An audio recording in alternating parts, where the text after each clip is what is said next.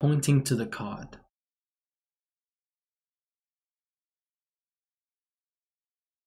Then would turn it off and tell them that their card is none of these, but say that we are going to try with another card. You take theirs towards you so that it's 90 degrees and put another card in the place. The spectator turns on the phone again and the phone reveals that this is their card. You can ask them what it is and reveal it. This is how the chosen card trick works. It is important to state some details. This application works with a sensor. And like all sensors, it can be uncalibrated, or perhaps we mark our position a little different from where the card is. In these cases, it is interesting to have an exit strategy. So here's an example. We'll put the key card at the bottom of the deck. Imagine that the card chosen is the 7 of spades. We spread the card and suppose that we have mismarked the position or it has been uncalibrated.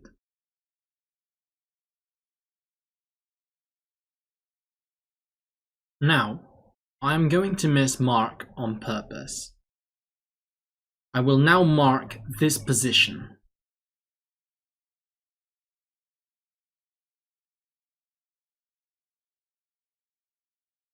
The spectator starts scanning, and here, where the card should be, the bars haven't lit up yet, but they will later. So suppose the spectator leaves the phone like this.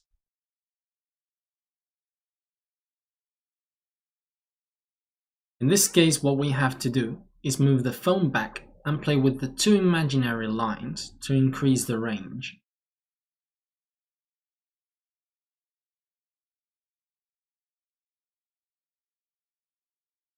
I keep that group of cards and discard the rest. From here, I continue as before. I'll make sure that the chosen card stays on the left.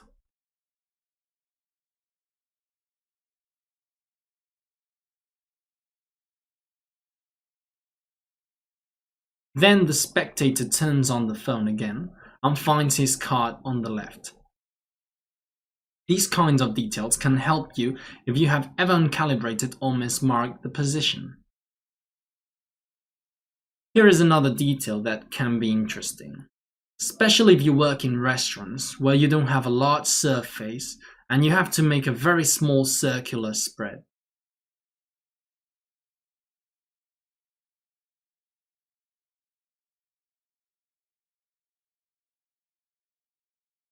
In this case, it can be very useful to put the case and the phone on top of the cardboard to be able to turn it freely.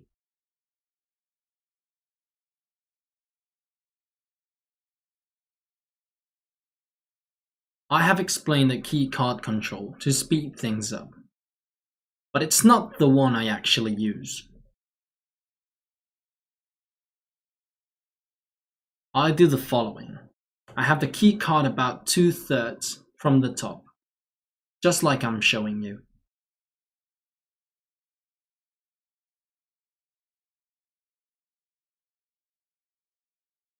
I tell him to take a card while I look for the mark and then hold a break under the key card. The spectator remembers their card. Then I begin throwing cards on the table, and when they want, they put their card. Suppose that this is it. When they put their card, I cut for the break, and then I begin throwing cards freely, just like that.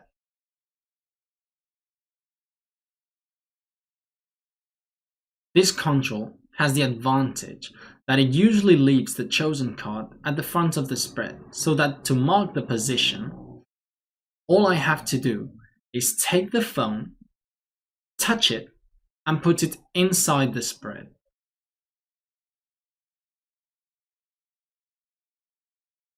There is also the option to do it without a marked key card. You can use a keycard simply by remembering its value. I do the first spread upwards. I keep a few cards on the second face. I do the same with the cards facing down. The good thing is that in the first phase the spectators can see that the phone is approaching his card. And in the second phase, you can put them face down to maintain the mystery. You can do this with a borrowed deck using a guide card that you know. For example, the 9 of clubs.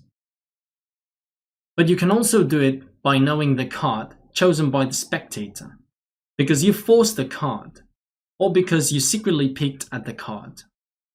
Well, this is the card trick with classic mode.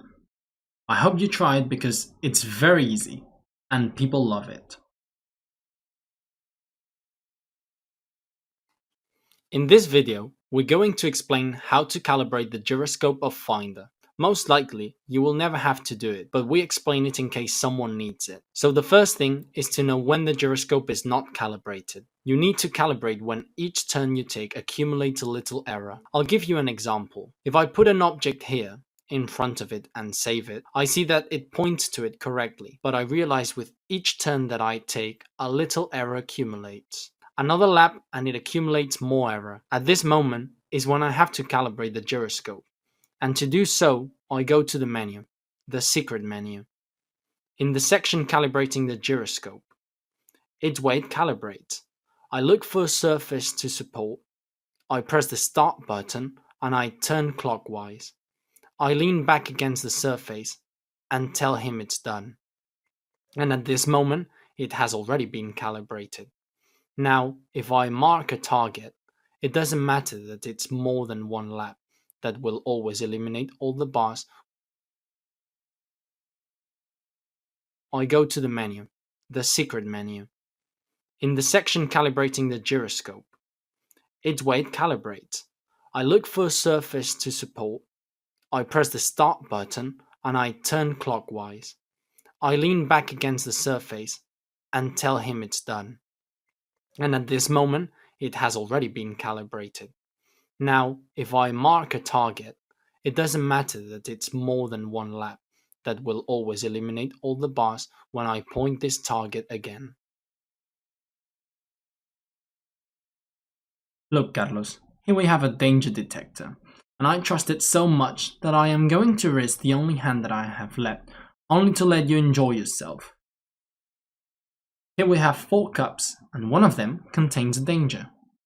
I want you to shuffle the cups, and then leave them in a straight line, while I turn away so I can't see anything.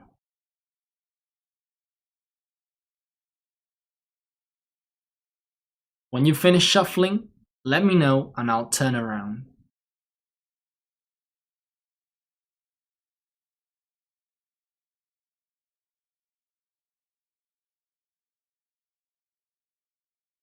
Done. Perfect. We know that one of the 4 cups contains a danger. I want you to take the mobile and scan them. You need to turn on the button and point it towards the first cup. We see that there is very little danger, so now you can stop it. And as there's no danger, I can crash in it. One less. Let's go to the next one. Put it forward and turn it on. Oh, looks like there is quite a bit of danger. Why don't we try the next one and see what happens? It doesn't seem to be dangerous, so go back to the other one. Yeah, it seems pretty clear that this is it, but let's try the last one just to make sure. Alright then, according to the mobile, the danger is here, meaning that the other 2 are harmless. So put your hands on top of them.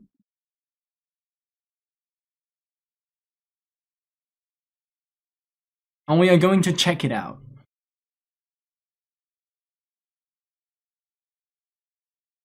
Just as we thought, those are the harmless ones, and this one is the dangerous one.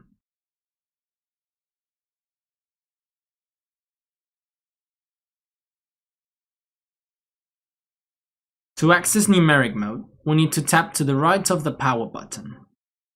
If we press the third bar, all the bars will light up on the third tab. The fourth, it won't. The fifth, it will, and the rest won't. Now, if we press the fifth bar, the same will happen. But on the fifth tab, then it won't, and then it will, and the rest of the time it won't. This is numeric mode.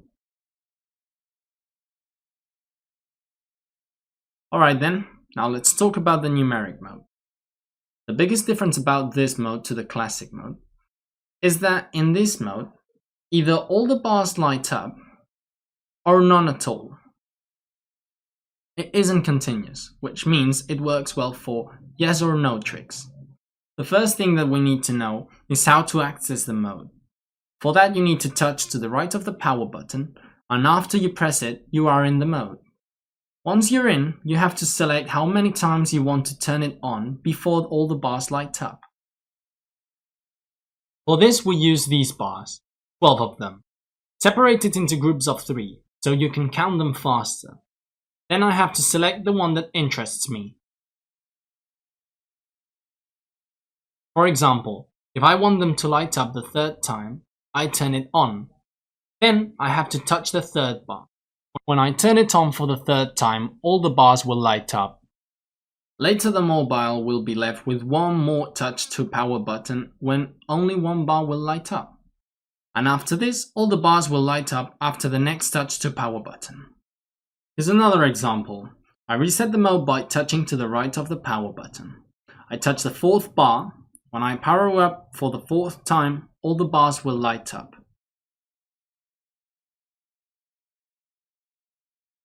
Then only one bar, and after that, all of them again.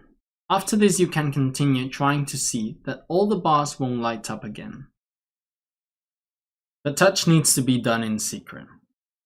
A possible way to touch the phone secretly is explaining that the bars light up when danger is detected and while signaling with the index finger.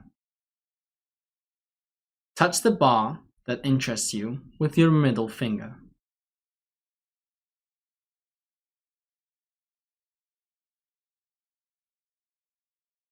Another option, that is what I did in the trick, is to touch the phone with the thumb and give it to the spectator. In the trick I did earlier, there are 4 cups, and I had one marked. You can mark them in many different ways, with a small dot, a small cut, a fold, and a long etc.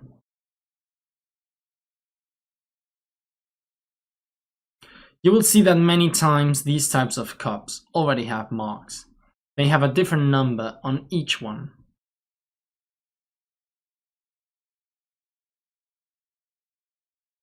So that you understand the explanation, I have put a mark in the dangerous one. The spectator shuffles the cups, and after that I turn and see that this is the third one.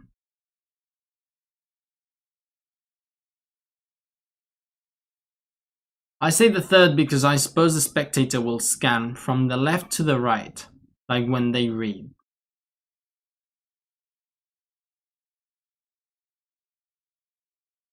Now I secretly touch the third bar while I turn the mobile to give it to the spectator.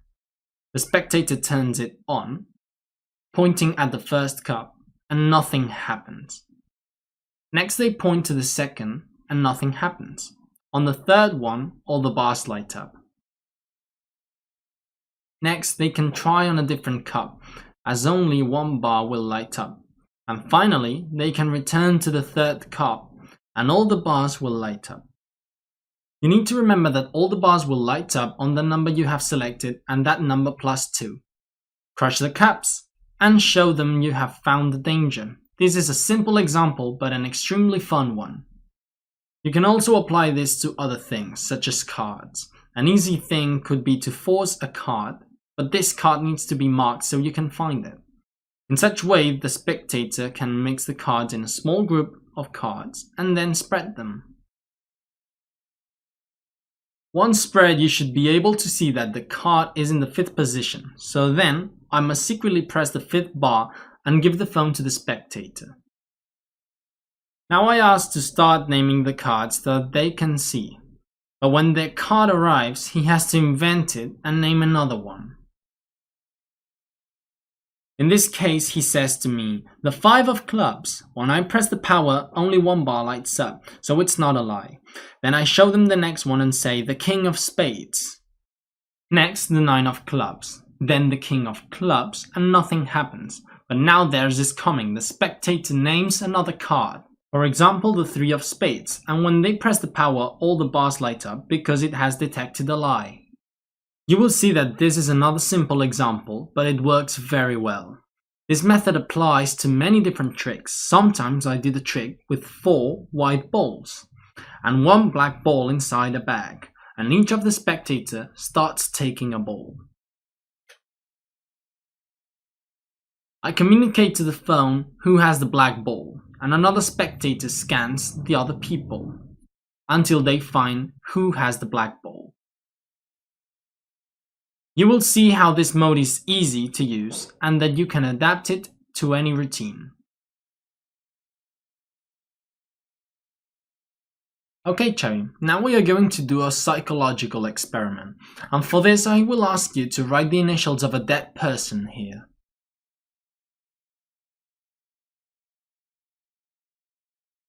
Write it so that I can see it.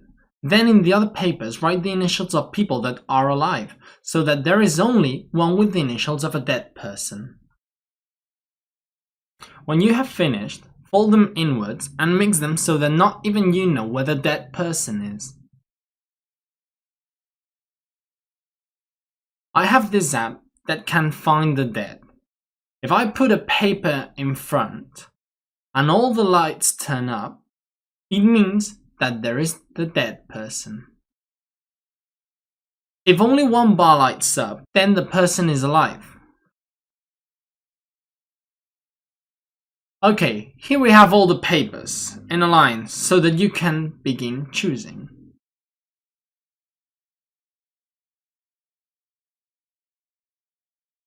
Which of these would you say is the dead person? I would say this one. Are you sure? I would have said this one, but okay, let's take this paper.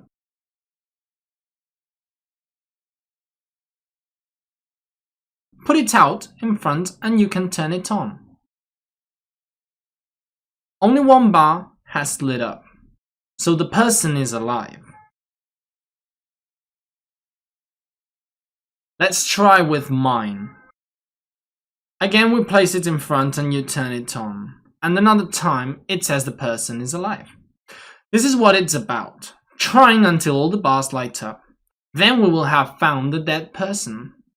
Which would you like to try next? Then turn it off, place it in front, and turn it back on. It says this one is alive. Now, which one would you like to try? Okay. Then turn it off, place it in front, and turn it back on. We can continue trying until we find the dead one. Which one next?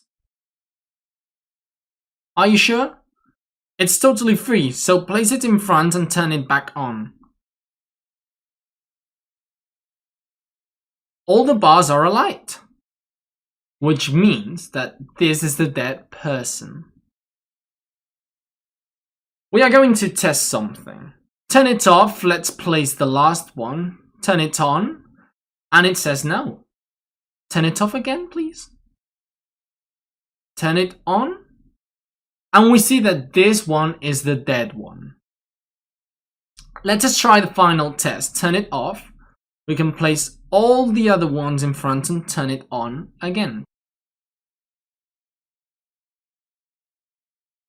Chavi, for the first time, what is the name of the dead person? Red caps. Red caps? I think this could be a miracle. But yes, it can find the dead.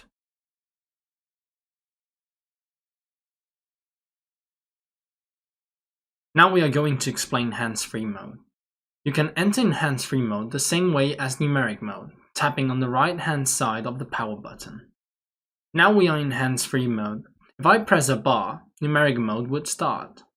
But if I don't press a bar, it works through pauses. What does that mean? This is a pause. This time is another pause. Now I'm going to pause longer than normal, and all the bars will light up. The sequence is the same as in numeric mode. Only one bar lights up, and then all of them again. I'm going to give you another example. Let's reset. It's not important the amount of time it is light up like this, because the pause is the instance between two successive power runs. And because this power is longer than normal, precisely more than double, all the bars will light up. This is how hands-free mode works. Let's talk about the hands-free mode. This mode is designed to offer effects without us touching the phone. Now we are going to go into more detail, but first I need to confess something. It does not detect the dead, but I can make the bars turn on whenever it suits me, and I can do it without touching the phone. In order to do it, we need to have a marked paper to know where the dead person is. I gave the spectator the first paper that had the four corners cut slightly so I could locate it easily. Other possibilities to mark the papers is with a fold, or mark with a pencil, or a pick from an awl. Each one can use the method that they like. For the explanation, I'm going to use this large mark. When the spectator returns the papers, I place them in a line while I locate the marked paper.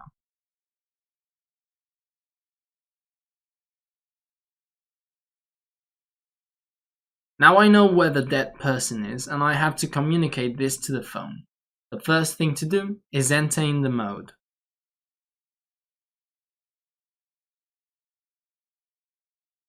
For this I press to the right of the power button, just like in the numeric mode. Actually, if I press the second bar, when we turn it on for the second time, all the bars will light up. Then they won't light up, and then they will light up again. But if I enter in this mode and don't press any bar, then the bars will light up when they detect a pause, which is double the normal.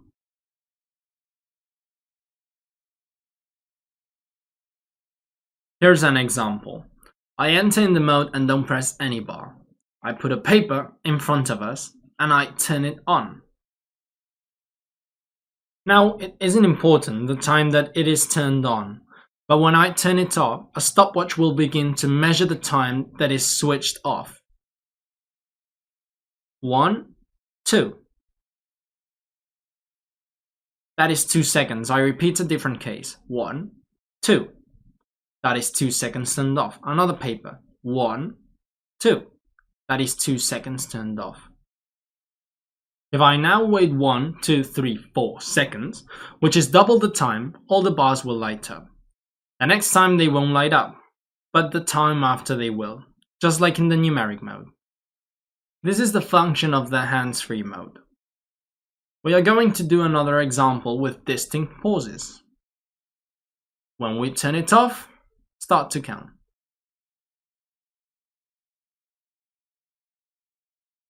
1, 2. Now with 3. 1, 2, 3. Another one of 4. 1, 2, 3, 4.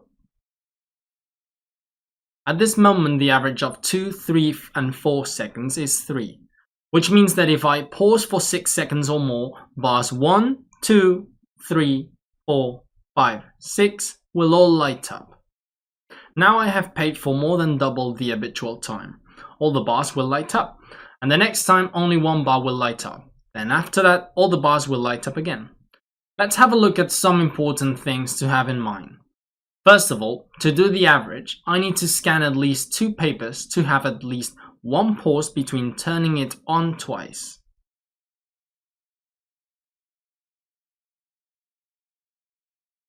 Now what I need to do is control the duration of the pauses, and I can do this with presentation. If you look at the video, you will see that the spectator chooses a paper to place in front and then turn it on. Here I explain the bars haven't lit up, which means the person is alive, and I ask them which paper they want to continue with. This question is asked while it is turned on because now the time is not important. When they respond, I ask them to turn it off. Put the next paper out in front and I ask them to turn it on again.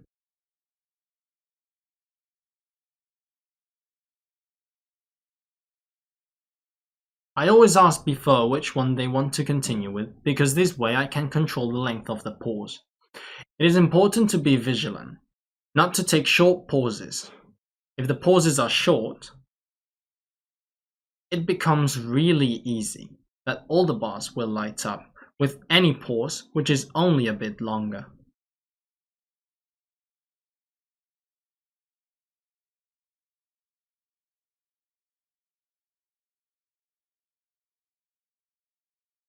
Another thing to keep in mind is what to do when the spectator points to the dead person on the first go.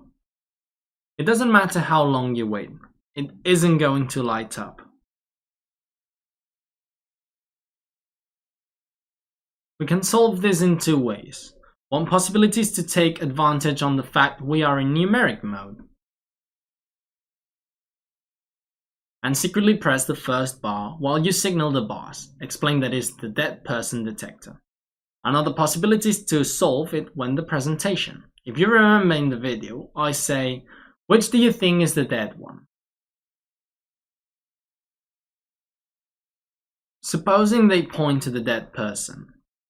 In this case, we say that we keep it until the end and that they begin scanning the discarded ones.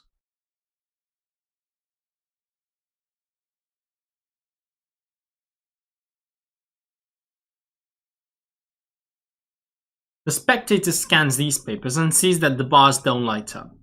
When they have finished scanning the discarded papers, I say that the first one they chose was the one they thought was the dead person, and that until now the mobile hasn't detected anything.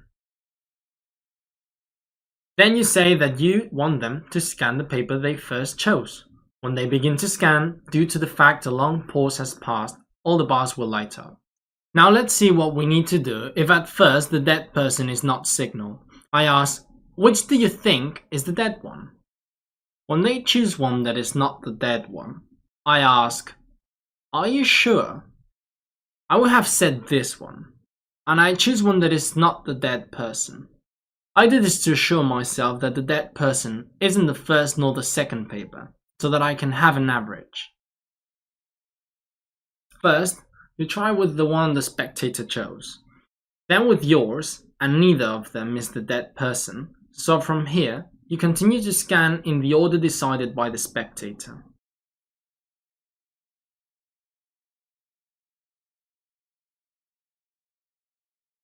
The last thing to know is how to waste time and create a pause without them noticing. There are a variety of ways. One way could be this one. I ask which one is the paper they want. I say I think it is this other one. They scan the one they think it is, and it ends up not being the one. Later we try with ours, and it isn't either. So we continue trying with the ones the spectator chooses. Just like this.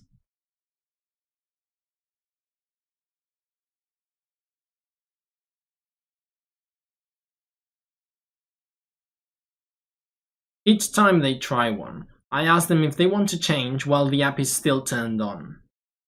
When they tell me no, then I turn it off and try the one they said. However, when I ask them which one they want to try next and they signal the dead person, then first I ask them to turn it off. And while the app is turned off, I ask them if they want to change. This way the duration of the question is considered as a pause. Here is another way to create a pause. Let's suppose that we have tried a number of papers and now they choose to continue with the dead person.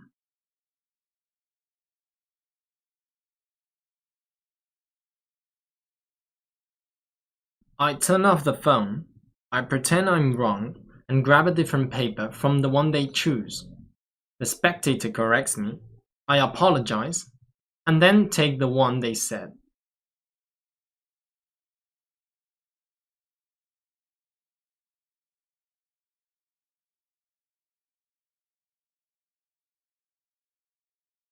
Another way to waste time is the following. After trying some papers, the spectator points the next paper, and it is the dead person.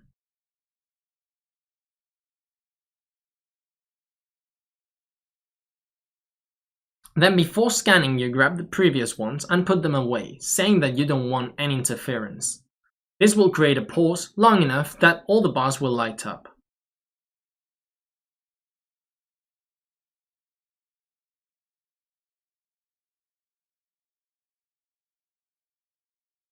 This method also allows other types of effects playing with the presentation. Imagine that the magician leaves the phone on the table and explains that it has a breathalyzer. I leave a beer on top of the table. A spectator comes and blows in it. It lights up and nothing is detected. Later, another spectator comes and tries and nothing is detected either. Then you explain that when someone wants, they can drink the beer first and then to turn on the app.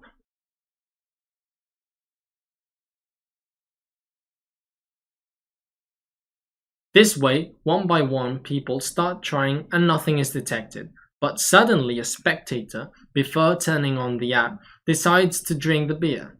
It makes them lose time, and when they press it, all the bars light up, detecting that they have drunk this beer. This allows you to do a trick without even being in the room. This mode has a lot of versatility, and you will see that it's really easy to use and it drives the spectators crazy.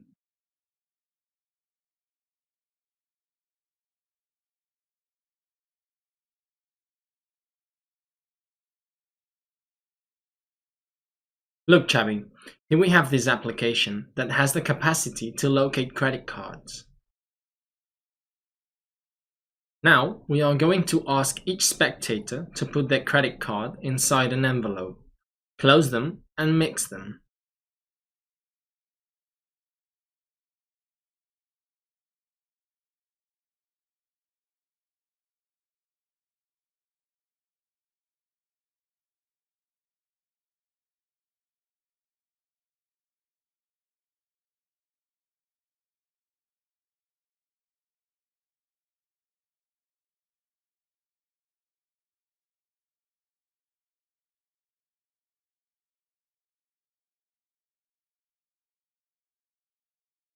Next, from the 4 spectators, we have the 4 envelopes, and we'll have to leave them on the table. So put one there, another one here, another one here, and the last one there.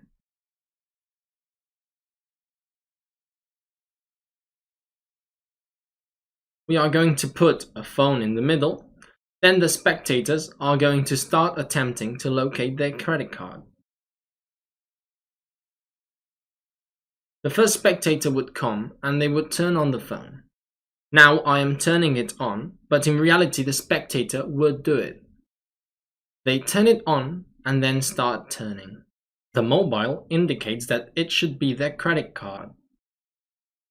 Next, the second spectator comes and the phone indicates this envelope.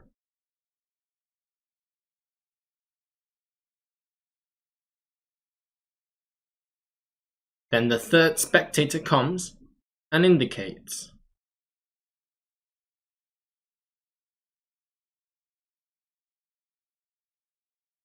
This envelope, and finally, the fourth spectator comes and the phone indicates this envelope.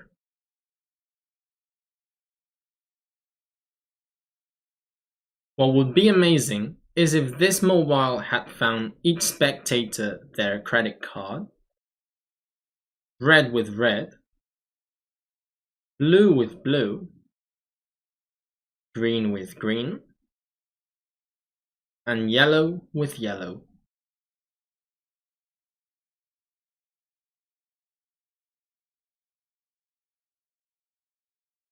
Now we're going to explain how multiplayer mode works. To enter, you need to press for half a second the right or left of the power button. Once we've done this, the phone simulates that it has locked. Immediately after, we place the objects that we want to find around the phone.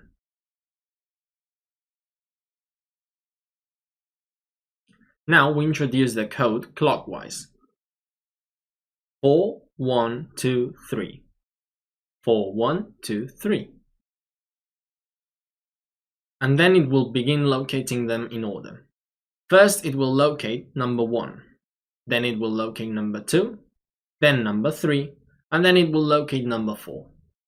Now let's repeat it with another code. For example, we can change these ones and these ones. Okay, we repeat a longer press and introduce the new code. 1, 4, 3, 2. 1, 4, 3, 2. Great. It locates number 1 immediately. After it finds number 2, 2. Locate number 1. Then it will locate number 2, then number 3, and then it will locate number 4. Now let's repeat it with another code. For example, we can change these ones and these ones. Okay, we repeat a longer press and introduce the new code. 1, 4, 3, 2. 1, 4, 3, 2. Great. It locates number 1 immediately. After it finds number 1, 4, 3, 2. 1, 4, 3, 2. Great. It locates number 1 immediately. After it finds number 2, it finds number 3, and it finds number 4. This is multiplayer mode. It finds number 3. 1, 4, 3, 2. Great. It locates number 1 immediately. After it finds number 2, it finds number 3, and it finds number 4. This is multiplayer mode. To access this mode, you need to press either to the left or the right of the power button. But it needs to be a long press, longer than half a second. After some time, the phone will stimulate that it has blocked. The idea is that when we stimulate unblocking the mobile, we introduce a pin code that will indicate to the phone the order the envelopes are in. Later we will explain this in greater detail.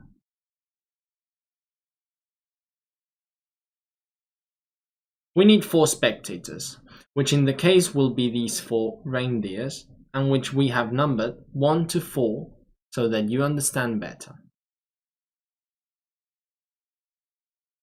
Also, we need 4 envelopes, which are secretly marked. We give each spectator a marked envelope that corresponds with them, so they can place their card inside. We do this in the way that ensures that the object of spectator 1 is inside of the envelope secretly marked as 1. The object of the second spectator is in the envelope marked as 2, etc. Now I ask the spectator to mix the envelopes, and when they have finished, I ask them to start placing the envelopes on the table. And as they place the envelopes, I have to remember the numbers and form a code.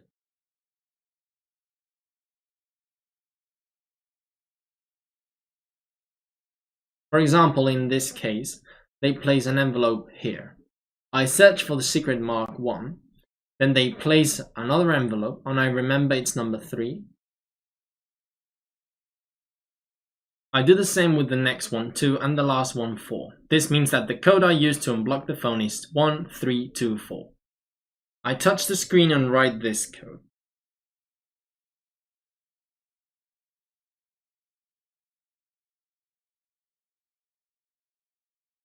I leave the phone facing forward and I don't have to do anything else. The first spectator turns on the app and moves the phone towards an envelope. The same with the second, third, and fourth spectator.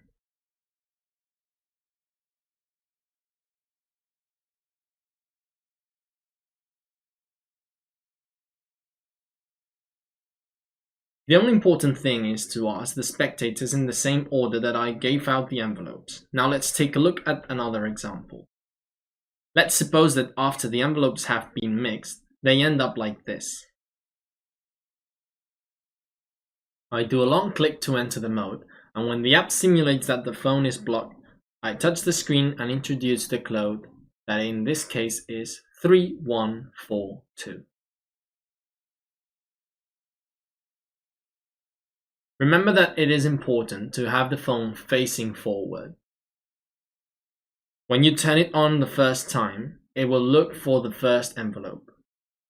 Now it does not matter in which orientation is pointing the phone, since at the start it has saved the 4 positions.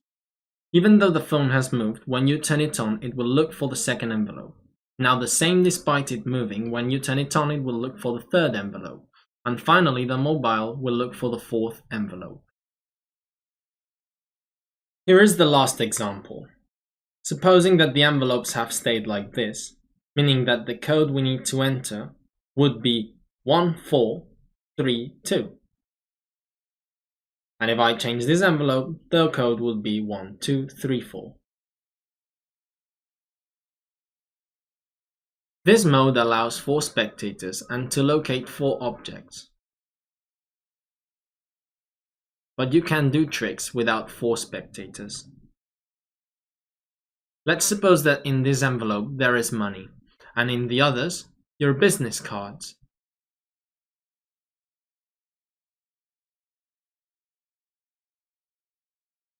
The envelope that has the money is the one we want to keep after the other spectators have tried, and we have taken their envelopes with your business card.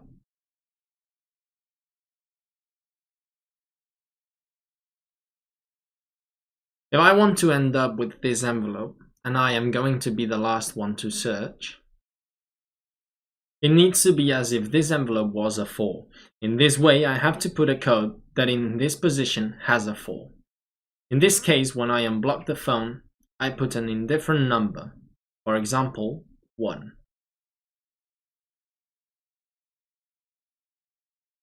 Now a 4, then an indifferent number such as 2, then another indifferent one like 3. Now they turn it on for the first time and they take this envelope, then this one, then this one. Now I try and I take the envelope with the money. Supposing that now this is the envelope with the money and the others are empty, let's imagine that there is also a machine that destroys documents.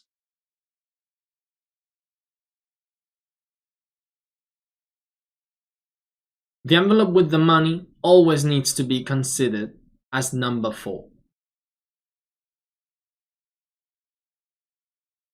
First, we enter in the mode, then after it has blocked itself, we touch the screen to introduce an indifferent number such as 1, indifferent number such as 2, indifferent number such as, finally we have to put a 4 so that it's the last one we want to be found. First 1, then 2, then 3. They are destroyed and then finally the 4th envelope is signaled and you show them that inside is the money. Another way to present them is placing a spike underneath the cup and another 3 empty cups.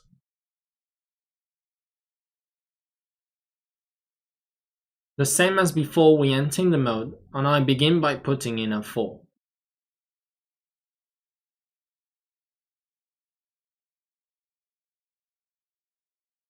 After putting the 4, we can put 3 indifferent numbers, like 1, 2, or 3 in any order.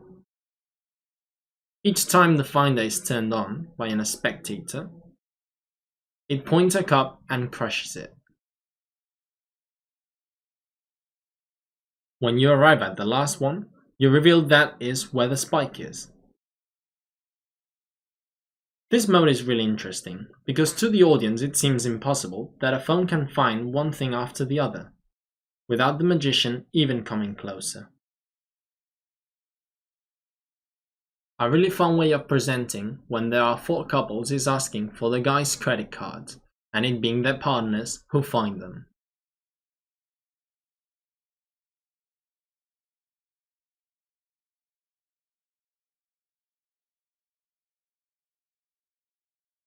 or that each person finds their drawing. You can use this mode as a tool to have a more comical or serious effect.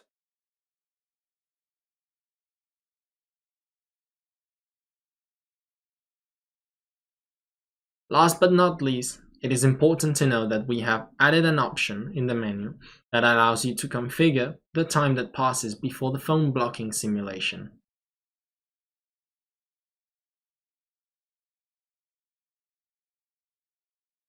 I encourage you to try the app, and you will see how the people react. People love to think that a phone can know things such as who the partner is, amongst many other things. I hope that you've liked the app and you go on to enjoy it. In this video, we are going to learn how to use the Amazing Thumb Controller. What is this device with the Finder application? You have already seen that the application has several modes, where there are different ways to secretly communicate with the device. In any case, we wanted to take it a little further, and that is why we have made it work with ATC.